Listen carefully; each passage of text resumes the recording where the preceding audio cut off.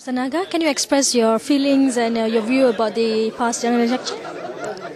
Well, feelings one, of course, is very shocking. I mean, we expected, of course, the opposition to do well, but not so well. So in that sense, it's unexpected, especially losing key states like Selangor and Perak. But having said that, I think it is a very positive development. It will develop positive development for the nation, for democratic processes to evolve, and maybe to develop a two-party system. So, but I think what's important in this election, what it really showed is that people have overcome the fear of the unknown. There's always the Barisan politicians have always used threats. If you don't vote us in, this will happen, that will happen, and all that. I think people have overcome that. I think there's a tremendous amount of, there's political maturity now, and this bodes well for the future. With these results, how do you see MIC's future right now? I think it's clearly shown MIC is irrelevant.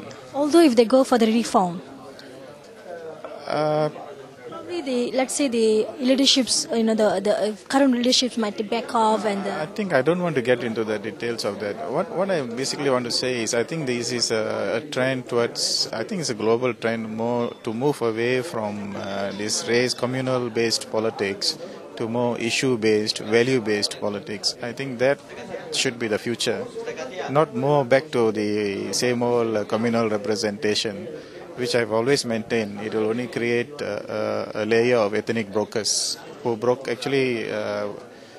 are there for themselves, not really for the community. How the oppositions can actually start this non-communal representative going to be new for the people. So how the oppositions can actually restore the trust in people?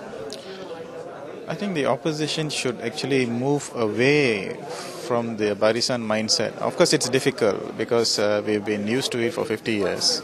It needs time for things to evolve. But I think they should, from the beginning, be conscious of that they should not remold themselves into the old communal setup. I think from the beginning itself, they should be very clear that they represent everybody. And not only just saying that they represent everybody, because even the Barisan National claims it represents everybody.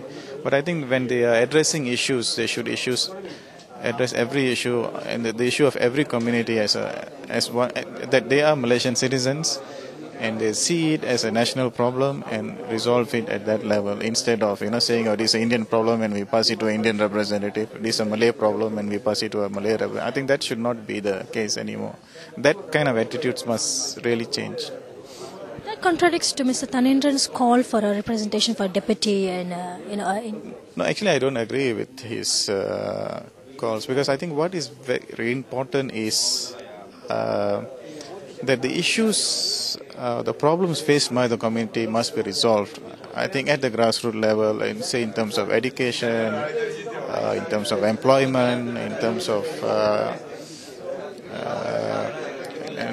access to higher education. And I think these are the basic problems. I think if these problems are solved, it doesn't really matter the representative is Indian, Malay or Chinese. If these problems are resolved, then automatically there's a danger is if we go and again create that, oh, you want an Indian to hold this post and that post, what will happen is you'll create another MIC.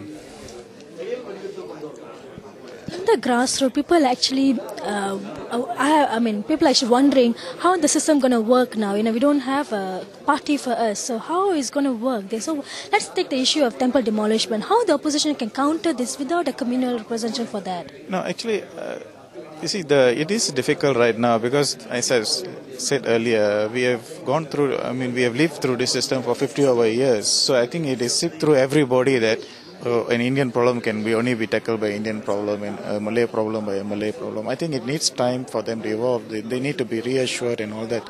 Of course, they will still go back to the wanting the old listing. But I think if these governments, or at least the state governments in the opposition listing, see, like for example, temple demolition.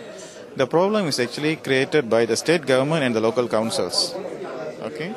If they have proper negotiations with these things, then the problem will automatically be resolved. If temple, what are the issues like, for example, like plantation issues. Okay, displacements issues has been taking place for so long. If the state governments, in fact, the previous state governments already had a policy that when a plantation goes for development, that they should be provided alternative housing, there should be land allocated to relocate the temple, there should be land allocated for the Tamil school. These are already there. It's just that it's never implemented. As long as they implement it, why do you need an Indian representative? I mean, the problem is automatically resolved. So do you think the opposition government right now can actually make the policy as a law? Can they turn the policy into a law? I'm sure they can, if they want to.